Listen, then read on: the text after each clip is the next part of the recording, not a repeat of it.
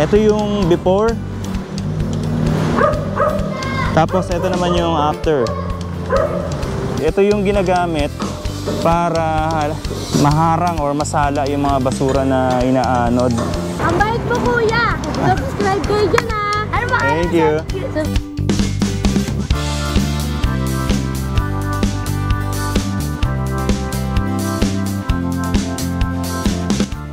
Nandito na. Ito yung isa pang facility rito. Para naman sa mga gusto mag-exercise. Nandito tayo ngayon sa may Tripa de Galina, sa may Barangay San Isidro, Makati City.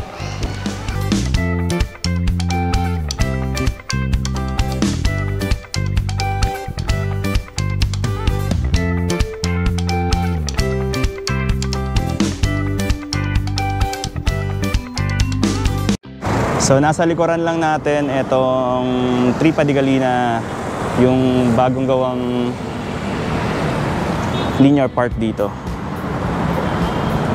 Eto, makikita nyo dyan, etong mahabang walkway dito. Ayan. Nakatabi lang nitong estero.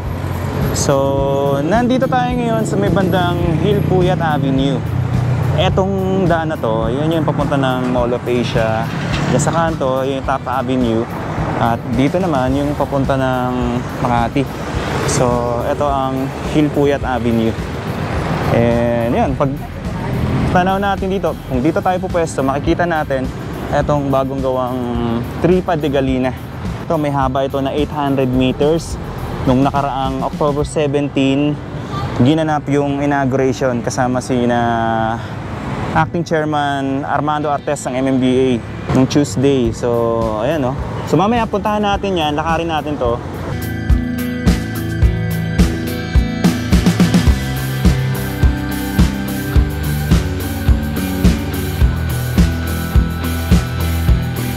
Etong part na to, nung araw daw, maraming mga informal settlers na nakatira dito. Marami din daw dati mga basura din dito. Ngayon, makikita natin dyan na okay na malinis na yung part ng ilog na to. Ito na pala yung pinakadulo nitong linear park. Kanina nandito tayo nakapwesto sa itaas. Ito yung Hilpuyat Avenue. So ito yung dulo. Hindi pa natin nararating yung pinakadulo. Mamaya pupuntahan natin. Nandito tayo sa may kabilang side nitong estero. Ay, may mga kasama ako rito. So dito pala, etong part na to, dati may mga nakatira dito, may mga bahay dito sa pwesto na to. At yung mga nakatira nga dito na demolish yung mga bahay nila nung araw. Pero yung ilan sa mga nakatira dito, ito pa rin yung mga gamit nila. So hindi pa rin nila daw totally iniiwan yung etong lugar nila. Pero yung ilan naman is wala na rito. So, ito. Hello. So, ito pala yung ilalim ng ano. Meron ako napansin dito, may parang trap dito ng basura. So, merong net yata dyan na nagtatrap ng ano, ng mga basura na umaagos dito. Kaya makikita nyo sa may part doon na trap na nila yung basura nandito na. So, pili ko, ito yung mas madaling paraan para linisin yung mga estero dito. So, nandito lang yung mga basura. Doon sa kabila, hindi na umagos. Ito yung part ng rehabilitation ng mga sewerage at yung mga estero na dumadaloy papunta sa Manila Bay. Puntahan natin yung banda rito. So, lakad-lakad tayo dito. Yung pang-apay sagot. Ayan, may mga ano rito, kulungan ng aso. So, mahaba pala to. Etong creek dito. Dire-diretso dun. Parang may ano ata dito, pumping station ba to? O pumping station yan, ay? Pumping station po yan? Opo. Yan yung ano, nagko-control ng... Yun na nag-ano yan. Ng bara? Bara. Dati po ba may mga nakatira dyan? dati, pero ngayon wala na. Eto bago lang po yan ginawa, yung Yan mga ano, yung park na, linear park dito. bago lang yan. Bago lang. Thank you po. So dito hindi na natin tanaw kasi may harang na rito. Puntahan natin dito sa kabilang side. Kailangan kasi nating umikot para makita natin yung linear park dito.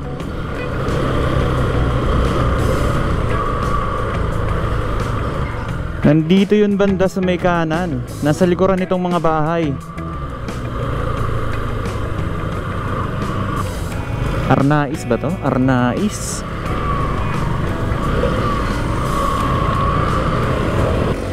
Ito yung Arnais sa may ilalim. Ito, natatandaan ko to. May mga naganap na clearing operation dati rito.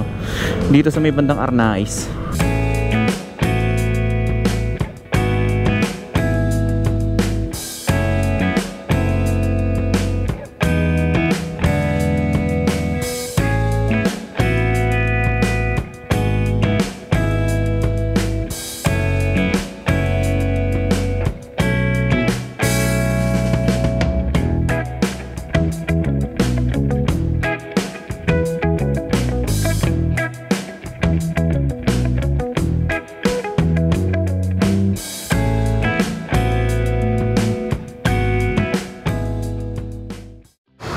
Okay, so makikita natin dito ito yung inauguration ng nakaraang October 17. Etong dito, logo ng MMDA, Lungsod ng Makati, tsaka Barangay San Isidro, Makati. So sa ngayon, temporarily, naka-close muna itong linear park dito kasi may mga kailangan pang ayusin dito. At may mga hindi pa natatapos. Pero once na na-open na to, once na natapos na lahat, bubuksan na to sa public. So dito makikita natin, ganda may mga halaman dito na talagang maganda yung landscaping dito ng halaman. Tapos yung mga bahay dito may harang na dyan. So may railings na dito. So hindi na sila pwedeng tumawid-tawid dito. Kailangan dumaan doon sila sa gate. Dito sa kabila, ito meron ditong trash float. Ito yung ginagamit para maharang or masala yung mga basura na inaanod dito sa estero. Ito yung humaharang ng basura. Tapos ito na yung nililinis. Meron tayong makikita dito. Ito yung ginagamit dito nila ate na panglinis. So dito sila sumasakay. Parang ito yung bangka nila. Tapos dyan, yan. Puntahan natin yung banda ron. Meron ding basurahan dito. May trash can silang nilagay. Tapos may CR pa ron Dito maganda kasi may upuan. Pwedeng pahingahan. Ayan, dyan. Pwedeng magpahinga dyan. Tapos dito naman sa kabila yung mga residente. Etong parang mga to, seedlings pa to. So mukhang pinapatubo pa. Tapos ang ganda magbike dito. Ang aliwalas na. Hindi mo na ma-imagine yung itsura niya nung araw. Ay, may mga tanim pa rito, may mga seedlings pa dyan. Pagdating naman sa amoy ng estero, syempre, maamoy pa rin natin yung amoy ng estero. Pero hindi naman na siya ganun ka lakas. So medyo tolerable naman na yung amoy ng estero dito. Pero ayun may mga, syempre, nandyan, maagos. Tapos, ang ganda, may pa. Pahaba tong rito, upuan. Ito may mga screen dito. Tapos may mga puno dito na nakatanim, mga kamatis. Tsaka ito, hindi ko alam kung anong klaseng puno yan. Parang greenhouse dito. Tapos ito yung CR. So may haba ito na 800 meters. Itong linear park dito. Ito yung CR. dito. Pwedeng maghugas ng ano rito, paa. Diyan may gripo. Tapos, ito yung CR. Para sa babae at para sa lalaki.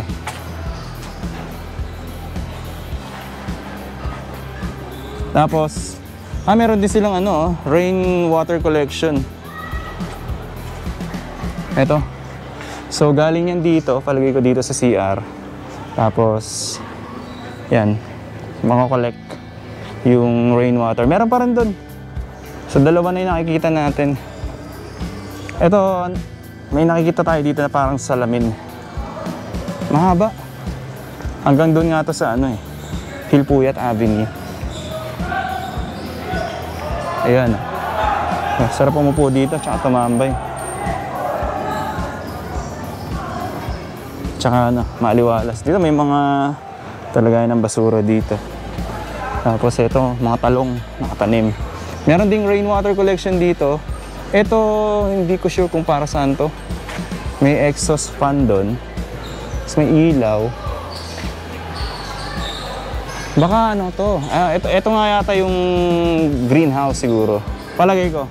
Kasi yung structure niya parang greenhouse. Kailangan may access sa sunlight yung mga halaman. Talong. Ayan, ganyan yung itsura niya. Tapos, dire-diretso na to. Ang haba nito. Meron ulit ditong trash float. Bandaron. Ito dito. Tapos, ito may tanim din na ano, siling labuyo dito. Tapos, may mga ilaw din. Ito may mga lamppost din. Parang ano to, mga solar ata to. Solar na ilaw. May mga bollard lights din, oh. Ganda rin, oh. So, yun. Siguro pag gabi, umiilaw yan. Tapos, may playground pa doon. Ito, may ano pa. May trash float ulit. Yung taga-harang ng agos ng basura. May mga ano rin dito. Emergency hotlines. Yan. Ito yung playground naman. Mini playground para sa mga bata. May slide. Tapos, yan, may swing.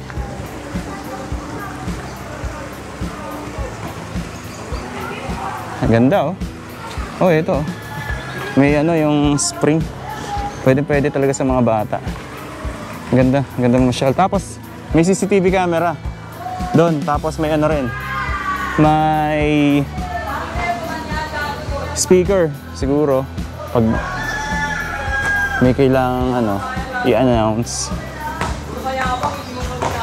Ayan. So, dito naman yung sa mga residents dito sa kabila. Nandito na. Ito yung isa pang facility rito. Para naman sa mga gusto mag-exercise. So yung mga... Ito may mga ano dito. Barracks. So 600 meters. Pang 600 meters na to.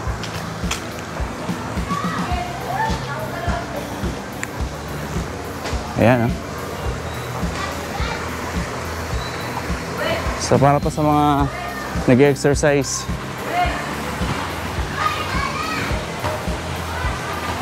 Dito.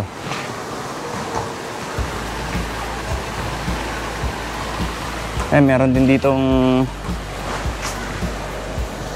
bike na pang-exercise. Ito.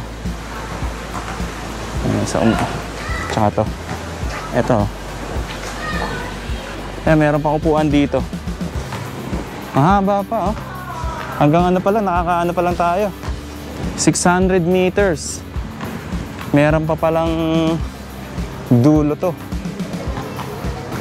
May isa palang gate dito. Bali, dalawa pala ang gate na to. So, ito yung isang gate. Tapos, may guardhouse dyan. Tapos, maglalagay sila dito ng nakapwesto na guard. So, Ayan, parang katulad din kanina. Ito na yung pang 800 meters. So ito naman yung kabilang side. Kanina, nandito tayo. Diyan tayo nakatayo, nakapwesto. Ito na yung dulo. So ito na yung Chilpuyat Avenue. Diyan sa tulay na to. Ayan yung naglilinis dito. Para maiwasan na rin yung naiipunan ng basura. Tsaka yung nagkukos ng baha. Dahil dyan sa mga basura na nanggagaling sa iba't ibang barangay dito sa may Makati tsaka sa Pasay.